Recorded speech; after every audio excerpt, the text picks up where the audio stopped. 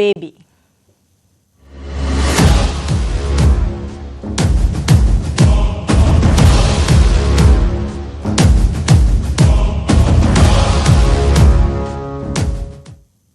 MA. Baby CPMന്റെ പുതിയ general secretary. EMSന് ശേഷം കേരളത്തിൽ നിന്ന് ആ പദവിയിലെത്തുന്ന ആളാണ് ബേബി. വോട്ടെടുപ്പിന് ഒടുവിൽ 85 അംഗ കേന്ദ്ര കമ്മിറ്റിയെയും മധുര പാർട്ടി കോൺഗ്രസ് തെരഞ്ഞെടുത്തു. 18 അംഗ പോളിറ്റ് ബ്യൂറോയിൽ കേരളത്തിൽ നിന്ന് പുതുതായി ആരുമില്ല. പിണറായി വിജയൻ തുടരും. കേന്ദ്ര കമ്മിറ്റിയിൽ PK ശ്രീമതിയെ നിലനിർത്തിയപ്പോൾ TP രാമകൃഷ്ണൻ, പുത്തലത്ത് ദിനേശൻ, KS സലീഖ എന്നിവരുമെത്തി. ജോൺ ബ്രിട്ടാസ് MP കേന്ദ്ര കമ്മിറ്റിയിലെ സ്ഥിരം ക്ഷണിതാവായി. ബംഗാൾ ഘടകത്തിന്റെയും മഹാരാഷ്ട്ര, ഉത്തർപ്രദേശ് സംസ്ഥാനങ്ങളുടെയൊന്നും എതിർപ്പ് വിലപ്പോയില്ല. ഏറ്റവും ശക്തമായ സംസ്ഥാന ഘടകമായ കേരളത്തിൽ നിന്നുള്ള മുതിർന്ന നേതാവ് എം.എ. ബേബി CPMന്റെ ജനറൽ സെക്രട്ടറിയായി.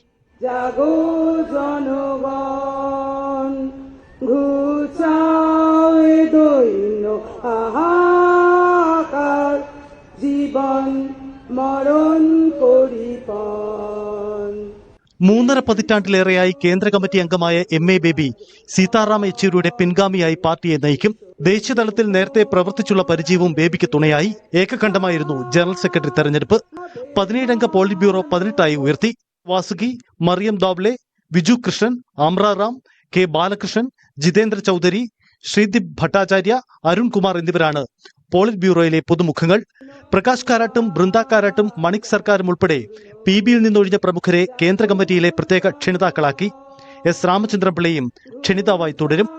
ജോൺ ബ്രിട്ടാസ് ഉൾപ്പെടെ 4 സ്ഥിരം ക്ഷണിതാക്കളുമുണ്ട്. G. രാമചന്ദ്രന്റെ നേതൃത്വത്തിലുള്ള കേന്ദ്ര കൺട്രോൾ കമ്മീഷനിൽ കേരളത്തിൽ നിന്നും M. വിജയകുമാർ തുടരും. പ്രായപരിധി നിബന്ധനയ്ക്ക് പുറത്തായെങ്കിലും ജനാധിപത്യ മഹിളാ അസോസിയേഷന്റെ ദേശീയ അധ്യക്ഷ എന്ന നിലയിലാണ് PK ശ്രീമതിയെ കേന്ദ്ര കമ്മിറ്റിയിൽ നിലനിർത്തിയത്. കശ്മീരിൽ നിന്നുള്ള നേതാവ് മുഹമ്മദ് യൂസഫ് തരിഗാമിയെയും കേന്ദ്ര കമ്മിറ്റിയിൽ നിലനിർത്തി. ഇടതുമുന്നണി കൺവീനർ TP രാമകൃഷ്ണൻ കേന്ദ്ര കമ്മിറ്റിയിലെത്തിയപ്പോൾ മുഹമ്മദ് റിയാസും MP രാജേഷും PK ബിജുവും പരിഗണിക്കപ്പെട്ടില്ല. മുതിർന്ന നേതാവ് J. മേഴ്സിക്കുട്ടിയമ്മ വീണ്ടും തഴയപ്പെട്ടു. VV അരുൺ, News 18, മധുര. കേന്ദ്ര കമ്മിറ്റി പാനലിനെതിരെ മത്സരം നടന്നത് CPMന്റെ പാർട്ടി കോൺഗ്രസ് ചരിത്രത്തിൽ തന്നെ അപൂർവതയാണ്.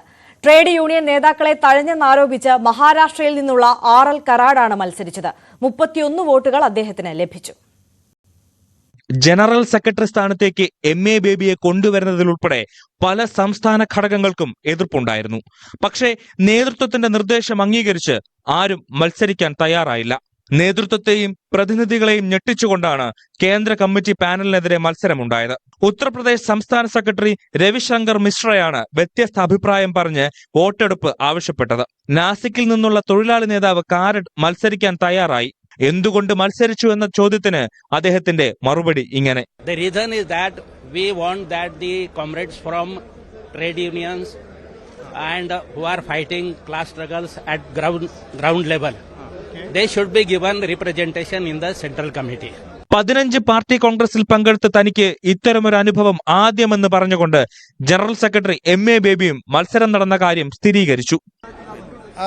പാർട്ടിയുടെ കേന്ദ്ര കമ്മിറ്റിയിലേക്കുള്ള തെരഞ്ഞെടുപ്പ് എന്റെ ഓർമ്മയിൽ ഞാൻ 15 പാർട്ടി കോൺഗ്രസിൽ പങ്കെടുത്തിട്ടുണ്ട്. 1978 ജലന്ധർ മുതൽ ഒരിക്കലും ഉണ്ടായിട്ടില്ല. മറ്റു ചില സ്ഥലങ്ങളിൽ തെരഞ്ഞെടുപ്പ് ഒക്കെ നടന്നിട്ടുണ്ട്. പക്ഷെ പാർട്ടി കോൺഗ്രസിൽ എന്റെ ഓർമ്മയിൽ ആദ്യമായിട്ടാണ്. 692 വോട്ടുകളാണ് സാധുവായത്. അതിൽ കാരടിന് ലഭിച്ച 31 വോട്ടുകൾ നേതൃത്വം മുന്നോട്ട് വച്ച കേന്ദ്ര കമ്മിറ്റി പാനലിനെതിരെയുള്ള നിലപാടായി. കോയമ്പത്തൂർ പാർട്ടി കോൺഗ്രസിൽ കരട് രാഷ്ട്രീയ പ്രമേയത്തിനെതിരെ വോട്ടെടുപ്പ് നടന്നിരുന്നു. VV അരുൺ, News 18, മധുര.